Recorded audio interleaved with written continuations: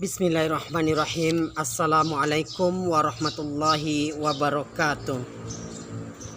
Kepada guru hendaklah taat, supaya ilmu beroleh berkat. Kepada guru hendaklah patuh, supaya hidup jadi senonoh. Nasihat guru hendaklah pegang, supaya hidup dimuliakan orang. Petuah guru engkau dengarkan, supaya hidupmu beroleh keberkahan.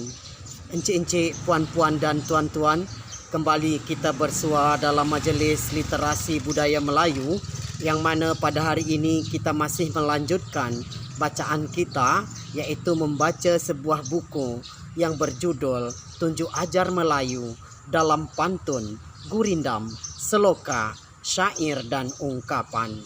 Buku ini digubah langsung oleh Datuk Haji Tenas Effendi, yang mana pada hari ini kita akan membaca bab yang keempat, masih pada bab yang tunjuk ajar dalam gurindam dan seloka.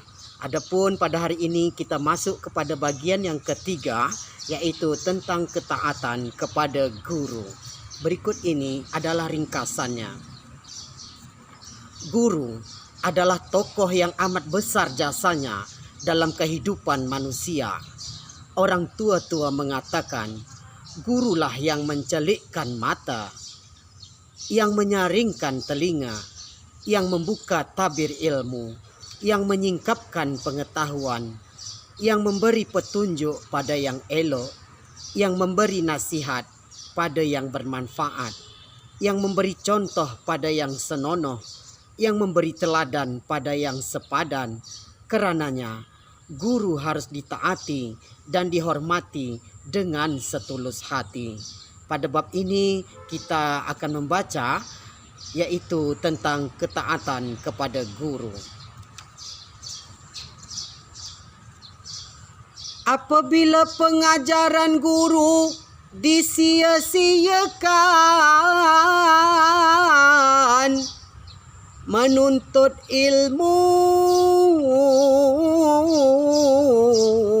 takkan kesampaian. Apabila nasihat guru tidak diturut, akan sia-sialah ilmu dituntut. Apabila guru dipandang rendah, ilmu dituntut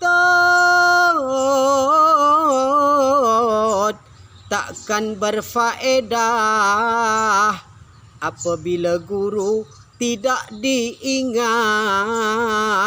ilmu dituntut akan tak bermanfaat. Apabila guru tidak dipandang, ilmu dituntut akan terbuang. Pengajaran guru tidak ditilik, tentulah mata tak akan celik.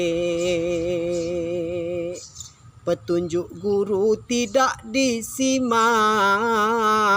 sampai tua telinga kan peka.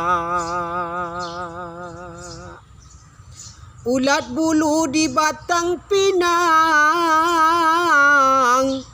kena bulunya terasa miang. Nasihat guru dikenang-kenang, supaya hidup tidak terbuang. Kalau perahu tidak berdayung, di tengah laut terkatong-katong.